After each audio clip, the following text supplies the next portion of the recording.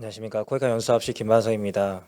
올해 그 가이드라인이 개정이 되었는데 이것에 대해서 또 간략하게 설명드릴 수 있도록 하겠습니다.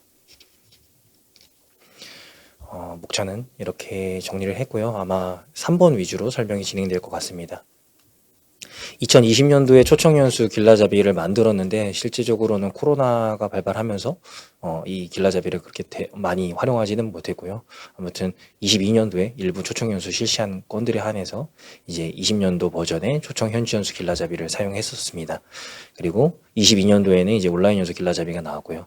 이 두 가지 자료를 현행화하고 업데이트해서 이제 두 개의 자료가 곧 이제 발간될 예정이고요. 저희가 근본에는 그 정부 지침상 책자 제작을 최소화하라는 그 또 내부 가이드를 받아가지고 책자로는 별도로 제작하지 않을 예정입니다. 그래서 PDF로 완료된 것을 이제 공유를 플로우를 통해서 저희가 공유드릴 예정이고, 지금 이미 사실은 나와 있는데 저희 내부적으로 그 간행물 등록 번호가 아직 안 나와서 그것까지만 확정이 되면 아마 이번 주 안에 저희가 배포할 수 있을 것으로 보고 있습니다. 그래서 전년도 저희가 가지고 있는 초청 길라잡이 2020년도 버전과 온라인 22년도 버전 대비해서 23년도에 두 권의 자료가 두 개의 PDF 자료가 어떻게 변경되는지를 오늘 설명드리도록 하겠습니다.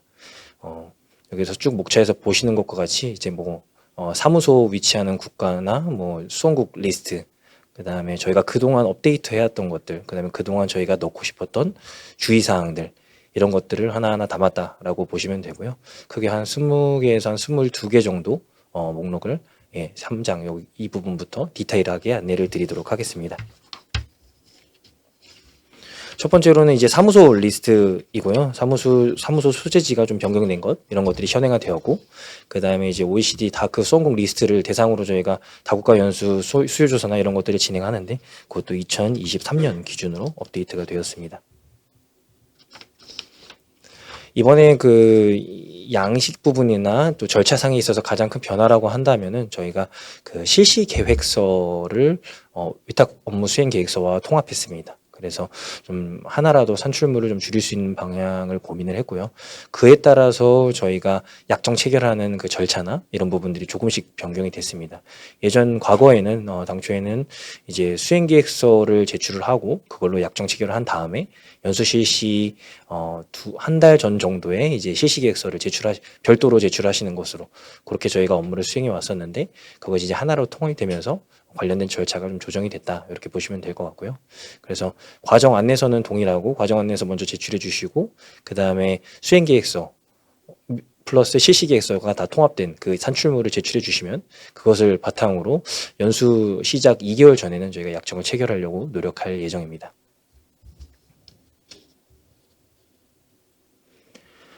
다음으로는 공모 참가 자격 부분에서 일부 조정이 있었습니다. 저희가 사실 코로나 상황을 맞으면서 사업의 유형이 되게 유연하게 변경되는 경우가 정말 많았습니다. 저희의 수요에 의한 것도 있었고, 사무소의 수요에 의한 것도 있었고, 파트너의 수요에 의한 것도 있었습니다. 그래서 사실은 사업을 수행하시는, 저희와 함께 수행해 주시는 파트너 기관에서 이렇게 사업의 유형의 변경에 조금 유연하게 대처해 주셨으면 좋겠다라는 방향이 있어서 그런 부분들을 앞으로 향후 공모에서는 반영해서 좀 공모를 진행할 예정입니다. 약정 체결 시 주의사항은 저희가 항상 있었던 문제여가지고 제가 이번 간담회를 통해서 조금 말씀드리고 길라잡이에도 이 내용을 담았습니다. 가장 기본적으로 혼선을 겪으시는 게 이제 약정 체결 기간과 계약 이행 보증 증권 기간을 설정할 때 이제 질문들을 많이 하시는데요. 통상적으로 저희는 약정 체결 시점부터 당해년도 말일까지 12월 31일까지로 보통 약정을 체결을 하고요. 그리고 나서 이행 보증 증권의 기간은 약정 체결 종료일로부터 플러스 60일 이상이 되어야 됩니다. 그래서 뭐 예를 들어서 제가 지금 예시로 써놨는데 6월 30일부터 12월 31일까지 연수 약정을 체결한 경우에는 증권 기간은 60일이 플러스된 24년도 3월 2일까지로 증권 기간을 설정해 주셔야 되고요. 이게 뭐 윤달도 있고 매년도마다 이제 2월 달에 날수가 달라지기 때문에 어차피 플러스 60일 이상이기 때문에 한 3월 5일 정도로 고정값으로 가져가셔도 됩니다. 그래서 차년도 3월 5일 이후로 한다. 뭐 이 정도로 기억해 주시면 좋을 것 같습니다. 저희가 그 사회적 기업과 공동 참여하는 경우에는 이제 콘솔로 들어와서 사업을 수행하시는 경우에는 증권을 발행하실 때 기관별로 따로 그 증권을 발행해 주셔야 됩니다. 저희가 공동 참여 약정서라는 별도의 그 RNR이 담긴 그 업무 분장이 담긴 약정서를 별도로 받고 있기도 하고요.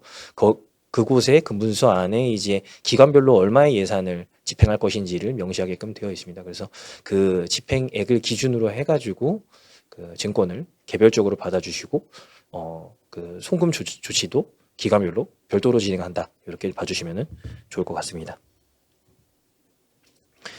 과정 안내서 작성 관련해서 다들 알고 계시는, 수행을 많이 하신 분들이라면 많이 알고 계신 부분인데, 저희는 통상 3년 이내에 동일한 사업에 참여하는 것을 지향하고 있습니다. 그래서 저희가 뭐 사업을 수행하다 보면은 필수적으로 재참여를 하거나 키퍼슨으로 지정이 돼서 2번 연수에 참가하는 연수생이 있을 수 있지만, 그것은 이제 원칙적으로 사실은 저희가 지향하는 저희가 희망하는 방향은 아니고 좀 가급적이면 지향하려고 하는 방향입니다. 그래서 만약 히펄슨에 참가가 필요하거나 뭐 그 온라인 연수를 전년도에 시행했는데 초청하면서 뭐 한 번 더 초대를 하고 싶다거나 이러한 사유가 명확하시다면 그것을 코이카 담당자와 협의를 별도로 진행하시고 그렇게 CI상에 담아서 진행을 해주시면 되겠습니다.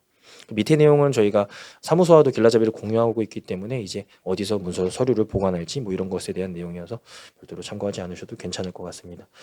CI 내용 나온 김에 좀 몇 가지 더 말씀을 드리면 그 연수기관, 저희 파트너 기관에서 연수생들에게 공식적으로 첫 번째로 전달되는 자료가 CI입니다. 그래서 연수기관에서 연수생들에게 미리 사전에 안내하고 싶은 부분이 있다면 CI상의 내용을 담아주시는 것이 좋습니다. 그래서 당연히 자격 요건도 기관에서 희망하시는 방향과 목적에 맞게 조정을 잘 해주셔야 되고요. 그거와 더불어서 안내하고 싶은 부분들이 있다면, 예를 들면은 뭐 연수기관에서 별도의 기기를 지원하지 않으니까 노트북을 뭐 미리 준비해라든지 뭐 여러 가지 안내들이 미리 있을 수 있겠죠. 그런 것들을 CI 안에다 담아주시면 한 번에 그 소통을 원활하게 할 수 있을 것 같습니다. 물론 많이 경험해 보시는 분들은 알겠지만 CI가 연수생들 개개인에게 잘 전달되지 않는 경우도 있기는 합니다. 그럼에도 불구하고 저희가 공식적인 채널로 첫 번째로 안내하는 자료인 만큼 최대한 많은 정보를 담아주시는 것이 향후에 이제 연수생 개별적으로 다시 안내해야 되는 것을 피할 수 있는 길이다라는 것을 좀 안내를 드리고자 추가로 말씀을 드렸습니다. 이번에 이제 2020년도 이후에 길라잡이, 초청 길라잡이가 개정이 되면서 이제 여러 가지 것들이 좀 추가가 됐습니다. 예를 들면은 실시계획서, 이제 그 여기 PPT가 조금 잘못됐는데요. 그 초청 연수 부분에서는 사전 OT나 씨앗온에 대한 내용들이 원래는 없었습니다. 코로나 이전에 만들어졌기 때문에 없었는데 그런 부분들이 추가가 되고요. 그다음에 온라인 연수에서는 온라인 연수와 초청 연수 모두에서는 실시계획서가 양식에서 빠지게 되면서 그런 절차들이 좀 새로 반영이 됐습니다. 저희가 올해 호남 연수를 되게 권고를 드리고 있는데요. 호남 연수라 하면 사실 다양하게 해석이 가능합니다. 저희가 작년도 같은 경우에도 호남 연수를 했다라고 홍보를 했고, 작년도 같은 경우에는 어떻게 운영을 했냐면 온라인 연수 한 개 과정을 추진하고 난 다음에 뭐 초청 연수 과정을 한 번 더 실시한다거나 하는 방법으로 어떻게 보면은 약정이 2개인 경우도 있었고요. 뭐 하나로 체결했던 경우도 있었고요. 여러 그 과정을 조합해가면서 이제 호남 연수를 실시를 했는데, 올해 저희가 생각하는 방향은 사실은 별도의 예산을 추가적으로 많이 투입하지 않고 최소한의 비용으로 좀 이런 호남 연수의 그 어드밴티지를 가져갈 수 있는 방법을 좀 많이 고민을 했습니다. 그래서 저희가 사실은 권고드리는 부분은 전년도, 그러니까 22년도 또는 21년도에 온라인 연수를 실시하셔서 이제 많은 강의나 그 자료들이 남아 있으실 텐데 그런 것들을 씨앗온 통해서 활용하시고, 초청 연수 이전에 그런 것들을 미리 좀 프리 코스 같은 걸로 이제 기획을 하셔서 좀 안내를 하시고 하시면 그것을 이제 호남 연수로 인정해 드리고, 호남 연수로 인정이 됐을 때는 이제 인건비 부분을 증액해 드리는 방향으로 저희가 호남 연수를 장려하고자 합니다. 그래서 호남 연수 예시 부분에 보면은 제가 최소한 5개 강의 정도는 공유해 주시면 좋지 않을까라고 해가지고 예시를 좀 들어봤고요. 실시간으로 미팅도 한번 가지시면 좋을 것 같고, 저희가 온라인 연수만 진행하셨을 때는 그 사전 OT를 항상 했었습니다. 그런데 기본적으로 사실 올해는 초청 연수의 틀을 가지고 있고 신규 국별 연수 외에는 초청 연수의 틀을 가지고 있기 때문에 사전 OT가 많이 약해질 수 있는데, 이 호남 연수를 진행하시는 경우에는 그런 부분들을 같이 살려서 가져가실 수 있을 것 같습니다. 그리고 이제 프리코스가 마무리되시면 초청 연수도 진행하시고 해서 연수생들이 플립 러닝이나 블렌디드 러닝으로 좀 더 그 학업 성취도가 높아지는 방향으로 기획을 해주시면 감사하겠습니다. 초청 연수에 한해서 요 자료가 좀 업데이트가 되었는데요. 그 보험 관련해서 저희가 업체가 바뀌면서 보장 내역이 좀 변경되었습니다. 그래서 이 세부적인 것은 PDF 부분 받으시면 한번 확인해 주시면 좋을 것 같습니다. 저희가 작년도 하반기에 제재 조치 기준도 마련을 해서 안내를 별도로 드렸었습니다. 그래서 이 부분 반영된 정보들을 이제 길라잡이에 업데이트했다라고 봐주시면 되겠고요. 이 내용도 참고를 해주시면 좋을 것 같습니다. 사후관리 사업의 경우에는 당초에는 저희가 5만 원 전불 한도에서 6개월 동안 사업을 이행하시도록 기간을 드렸는데 그 부분을 5개월로 변경했습니다. 그래서 그 사업 수행 기간이 조정된 사항들 길라잡이에서 확인 가능하십니다. 작년도에 저희가 그 환율이 급등하고 뭐 이렇게 그 변동폭이 커지면서 되게 많은 기관에서 어려움을 겪으셨는데요. 그때 당시에 저희가 하반기에 되게 많은 고생을 좀 했습니다. 그래서 편성 환율을 좀 명확하게 길라잡이 안에 명시를 했고요. 그 환율이 이렇게 고정됨에 따라서 환차손을 어떻게 처리할 것인지에 대한 정보도 같이 추가를 했습니다. 거의 대부분의 기준 자체를 그 프로젝트 사업에서 이행하는 방식을 그대로 차용해서 적용했다라고 봐주시면 되겠습니다. 그래서 조금 설명을 드리면 이제 그 미화의 그 환율 자체가 변동폭이 크지 않은 경우 5% 미만일 경우에는 가급적이면 재경비 안에서 좀 처리할 수 있도록 저희가 안내를 드리고 있고요.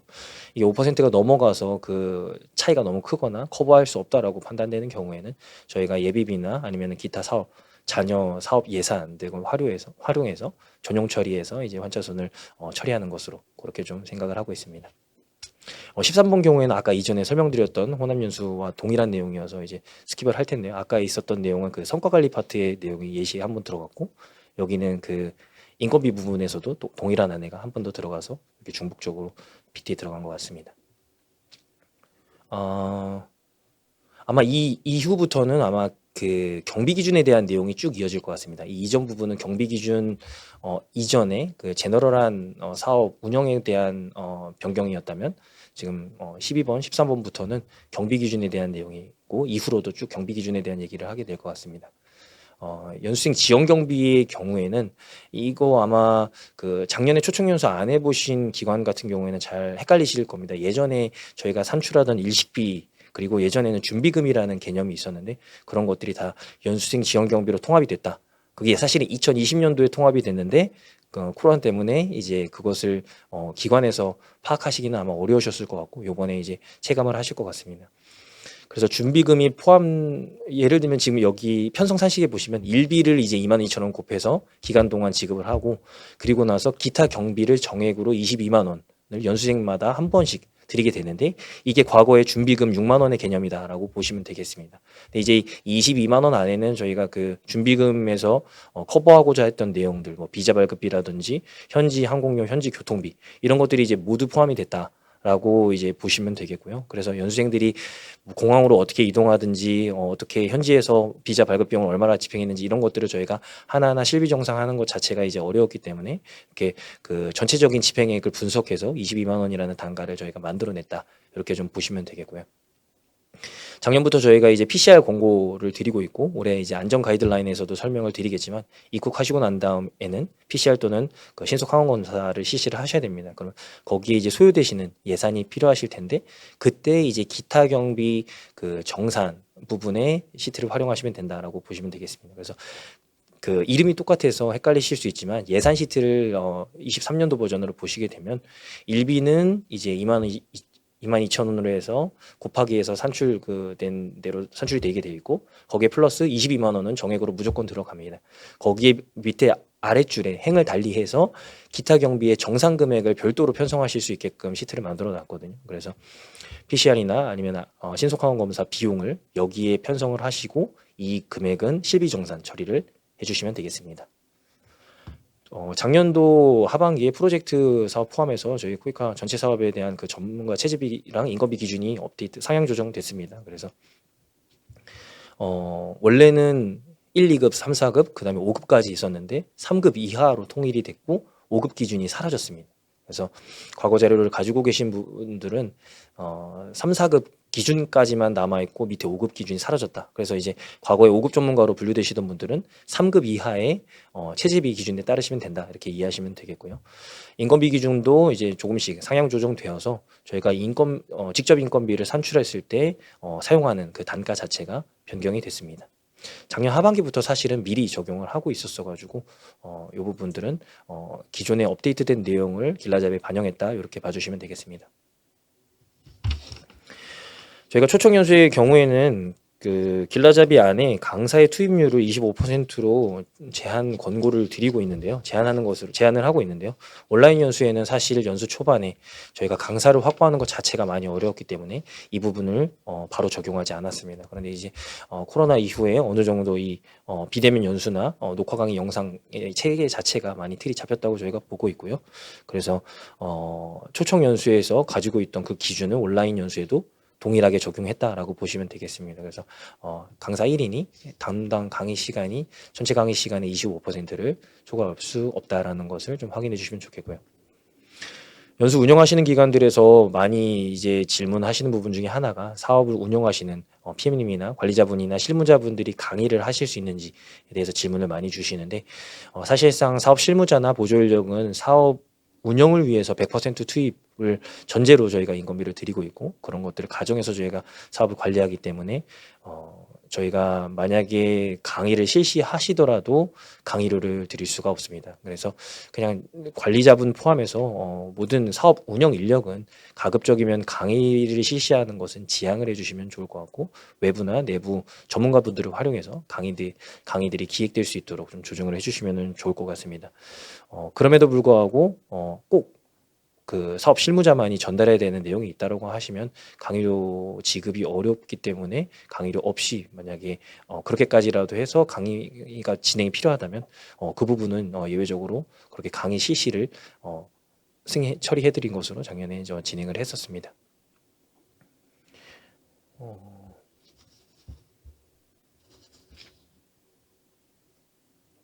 예. 제가 한 가지 또 그 사례가 하나 또 있었는데 이제 그 직접 인건비를 100% 기준으로 받으니까 직접 인건비를 받지 않고 강의료를 받기를 희망하시는 사례도 있었는데 그 부분도 사실은 좀 어렵습니다. 저희가 인건비를 드리는 것은 저희가 이제 드릴 수 있는 기준에 의해서 드리는 것인데 이제 그것을 받지 않는다고 하셔서 저희가 강사료를 더 드릴 수는 없기 때문에 가급적이면 인건비 저희가 드릴 수 있는 금액을 받고 강의는 전문가를 활용해서 기획하시는 것으로 진행해 주시면 감사하겠습니다. 다음은 연수센터 우선 이용 기준 안내입니다. 사실은 이거 비공식적으로도 저희가 계속 초청 연수가 있을 때는 연수센터 이용 활용률 제고를 위해서 얘기하던 부분인데 조금 더 강화해서 좀 말씀을 드렸고요. 특히나 이제 금년 같은 경우는 뭐 아시는 분들은 아시겠지만 저희가 예산 자체가 좀 감액되면서 사업 운영에 많이 어려움을 겪다 보니까 가급적이면 그 숙박비가 들지 않는 연수센터를 이용했을 때 연수 과정 운영비를 절감하실 수 있는 부분이 있습니다. 그냥 단순히 그 편성 상한액 20만 원으로 2주 동안 15명 연수하는 거 숙박비 계산해 봤더니 한 4천만 원 정도 나오더라고요. 그래서 4천만 원 아끼면 사실은 그것을 다른 곳에 더 활용하실 수 있으니까 연수센터에 이용을 저희가 장려하는 부분들 아마 담당자들 통해서 많이 듣고 계실 겁니다. 그래서 많이 연수센터 검토를 해주시면 감사하겠습니다. 이제 연수센터가 근데 사실은 제한적입니다. 저희가 한 7월 정도까지 리노베이션이 좀 있어가지고 한 160객실 정도 사용할 수 있고 7월 이후로는 한 240객실 정도 활용할 수 있는 것을 기대하고 있습니다. 그렇기 때문에 과정이 많이 돌아가게 되면은 어느 과정을 먼저 넣어줄 것이냐에 대한 문제가 발생하게 되는데 현재까지 저희가 좀 진행되는 예약 사항을 조금 더 봐야겠지만 우선순위로 잡고 있는 것은 첫 번째로는 전체 일정을 ICC 연수센터에서 소화하는 과정을 우선 배정하려고 노력을 하고 있고요. 두 번째로는 이제 다국가 연수의 경우에는 연수생들이 입국 시간이 다 다릅니다. 그래서 연수기관에 저희가 연수생을 인도하는 시점이 이제 연수센터가 되기 때문에 어쩔 수 없이 이제 입출국을 연수센터에서 하루 체류하면서 지낼 수 있도록 그렇게 이제 배정을 원칙을 잡아서 가져가려고 하고요. 또 이 얘기가 나온 김에 한번 좀 추가적인 안내를 또 드리면 연수 기관에서 연수생을 관리 시작하는 시점이 이제 연수생을 코이카로부터 이제 인계받는다 이렇게 개념을 잡으시면 좋을 것 같습니다. 그래서 국별 연수의 경우에는 저희가 공항에서 연수생들을 인도해 드립니다. 국별 연수는 입국 한 나라에서 다 같이 오기 때문에 입국 시간이 동일하고 그렇기 때문에 저희가 버스를 대절해서 연수생을 이동시킬 수 있기 때문에 공항에서부터 연수기관에서 이제 연수생들을 받아주시고 그 이후로 연수생들의 이제 신속항원 검사나 그 이후의 모든 절차들 안전관리까지 포함해서 모든 절차들을 이제 수행해 주시기를 부탁을 드리고 있고요. 다국가 연수인 같은 경우에는 나라별로 입국하는 시간이 다르기 때문에 그 연수기관 담당자분이 공항에서 계속 대기하는 것이 어렵다는 것을 저희가 좀 알고 있고요. 그래서 저희가 연수센터에서 연수생들을 집합시킨 다음에 연수기관에게 인도하는 것으로 그렇게 절차를 마련을 했습니다. 근데 뭐 이거는 과정별로 또 상황이 다를 수 있습니다. 예, 뭐 다국가 연수임에도 불구하고 연수센터를 거치지 않고 기관으로 바로 이동하는 것도 뭐 불가능한 부분은 아니니까 별도의 절차가 또 필요하신 경우에는 과정 담당자랑 상의해 주시면 감사하겠습니다. 그 온라인 연수에 해당하는 내용인데요. 이제 통역과 더빙을 좀 명확히 구분을 해야 될 필요가 있습니다. 통역사님들께서 저희 코이카 통역 풀이 있고 그것들을 좀 가급적 활용하기를 저희가 권고를 드리고 있는데 많이 좀 문의를 주셨습니다. 그래서 통역과 더빙은 사실은 별도의 업무이고 이게 녹화 영상의 통역사님의 그 목소리가 이제 녹음이 되는 순간 사실 이것은 하나의 저작물이 되는 것이고 그로 인해서 다양한 문제들이 발생을 합니다. 그래서 더빙은 사실은 전문 더빙 업체를 활용해서 더빙 그 전문가를 섭외를 해서 추진해 주시기를 길라잡이를 통해서 안내를 드렸고요.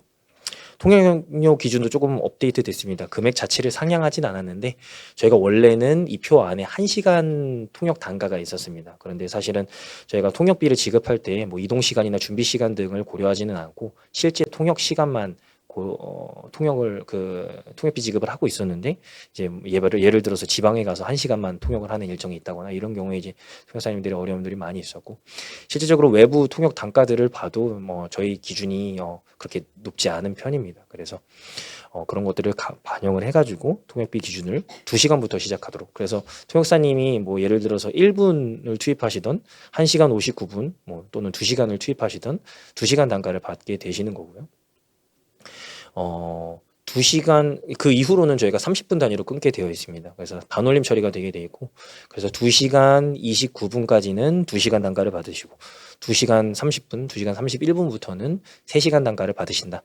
이렇게 되시면 되겠고 또 6시간 29분까지는 6시간 단가를 그리고 6시간 30분, 31분부터는 초과되는 단가를 계산해서 받는다라고 이해하시면 될 것 같습니다. 번역비 편성 기준도 저희가 작년 하반기에 업데이트한 내용, 별도로 안내드렸던 내용을 반영했습니다. 그래서 강의 시간에 따라서 글자 수 같은 것들을 좀 저희가 설정을 했고요. 그래서 그 기준에 따라서 산식에 따라서 편성을 해주시면 되고 조금 헷갈리시는 부분이 강의 자료 자체를 번역하는 강의 수와 시간에 따라서 편성하시는 산출하는 금액이 있고 거기에 플러스 저희가 400만 원을 정액으로 드리고 있습니다. 이 400만 원은 무엇냐면 그 자료를 만들 번역비가 아니라 예를 들어서 뭐 스패너로 진행하는 경우에는 액션 플랜을 진행한다거나 했을 때 그 액션 플랜 산출물 같은 것들을 나중에 이제 번역을 해야 되는 상황이 벌어질 수 있습니다. 영어로 번역해야 되는 상황 또는 한국어로 번역해야 되는 상황이 있을 수 있는데 그럴 때 이제 외국어에서 한국어로 넘어오는 그 비용을 400만 원 정액 안에서 처리하실 수 있도록 금액을 일괄로 고정해서 드리고 있습니다. 그래서 가급적이면 그 400만 원 안에서 집행을 해주시면 되겠고요. 그렇지만 사실 영어로 산출된 자료는 저희가 영어로 읽고 이제 이해할 수 있기 때문에 영어로 산출된 자료는 별도로 400만 원의 정액을 편성해 드리지 않을 예정입니다. 온라인 연수 가이드라인에 보시면 그 검수 비용에 대한 안내가 추가됐는데 그 부분도 이번 초청 연수 길라잡이에 동일하게 반영이 되었습니다. 교통비 관련 추가 사항은 저희가 이 PPT 안에 그 문구 안에 그 원래는 주차료 그 버스에 대한 내용들만 있었는데 통행료 주차료 외에도 저희가 뭐 기차를 이용하거나 국내선 항공을 이용한다거나 할 때도 이 교통부를 사용하시라라는 안내를 좀 추가적인 정보를 넣은 사항입니다. 이것으로 그 길라잡이 변경사항에 대해서 종료를 하도록 하겠고요. 아마 많은 질문들이 있으실 것 같은데 Q&A 세션에서 더 자세하게 답변 드리도록 하겠습니다. 감사합니다.